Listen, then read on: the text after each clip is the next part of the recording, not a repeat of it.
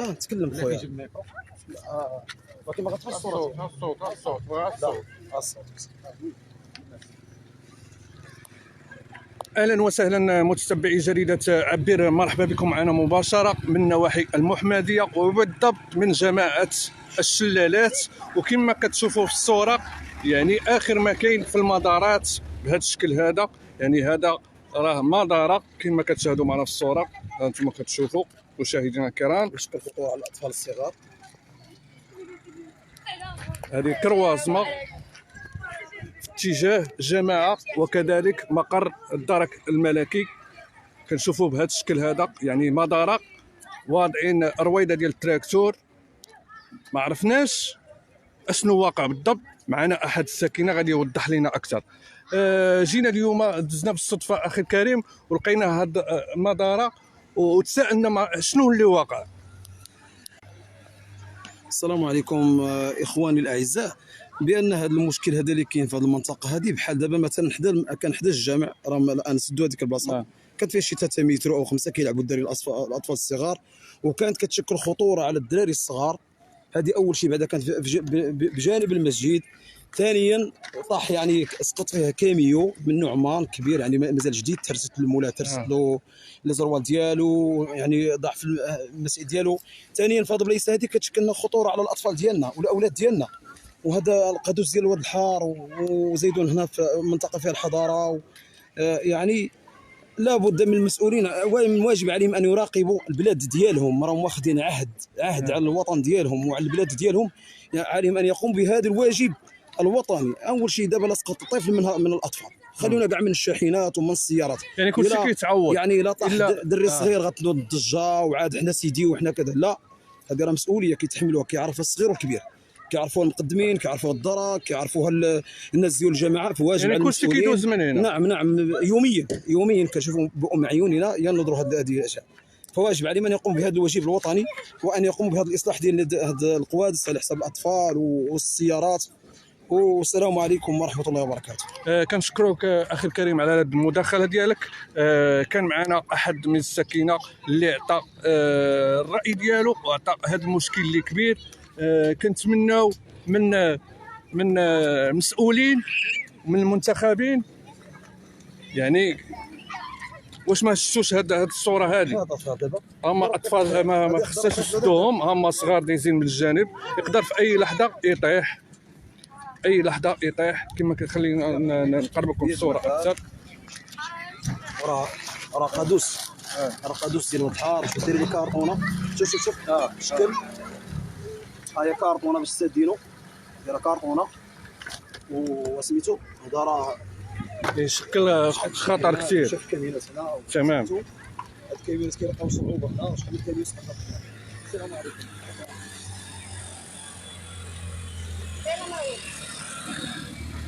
يعني الصورة كتكلم مشاهدينا الكرام. نحن الآن بجماعة الشلالات عملت المحمدية. كنتمنى الصوت يوصل، وكنتمنى كذلك الصورة اللي معبرة، يعني بدون تعليق. يعني الصورة أمامكم مشاهدينا الكرام. معنا الزميل محسن عن حدث 24 غادي يحاول أنه يعطينا أكثر ويوضح لنا شنو واقع.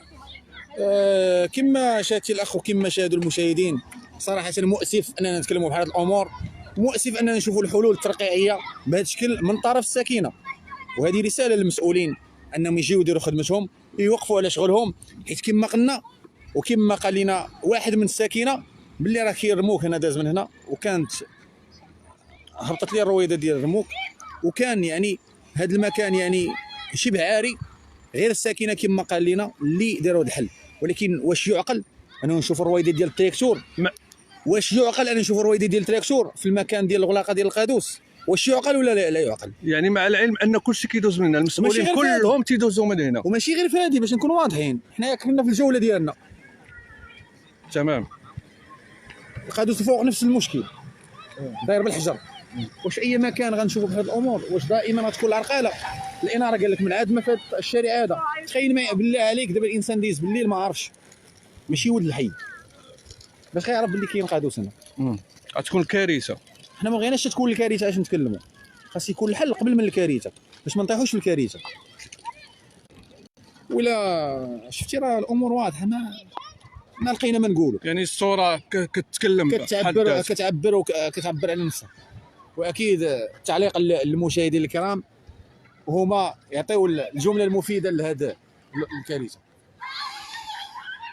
نعودوا نذكروا بهذا الموقع المشاهدينا الكرام اللي التحقوا بنا الان عبر هذا البث المباشر. هنا كنتواجدوا بجماعه الشلالات يعني بالمروه، يعني كاينه خطوره. حاولنا اننا نرصدوا هذا المشكل قبل ما توقع الكارثه. كاينين اطفال كيلعبوا بالجانب ديالو، كاين الموكات، كاين كاميوات، كاين سيارات، يعني ديجا وقعوا حوادث ومخلفات ماديه، لكن ما بغيناش نشوفوا حوادث من نوع بشريه ويزهقوا فيها ارواح. يعني قادوس راه كبير، يعني يقدر يكون العمق ديالو واحد 20 حتى 30 متر. خليكم معنا نشوفوا. كاين قادوس اخر بهذا الشكل هذا مشاهدينا، خليكم معنا مشاهدينا الكرام.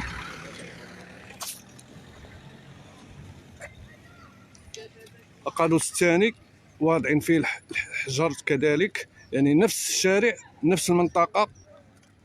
بغينا نعرفوا شنو دور المسؤولين وكذلك المنتخبين اللي انتخبوا بهاد الجماعه، شنو الدور ديالهم، مع العلم انهم كيدوزوا بشكل يومي من هاد البلاصه. كنتمنى ان الصوت ديالنا يوصل، وكنتمنى انهم يعجلوا الوتيره ويصلحوا قبل فات الاوان، قبل ما نسمعوا الكارثه. والى هنا ننتهي هذا البث.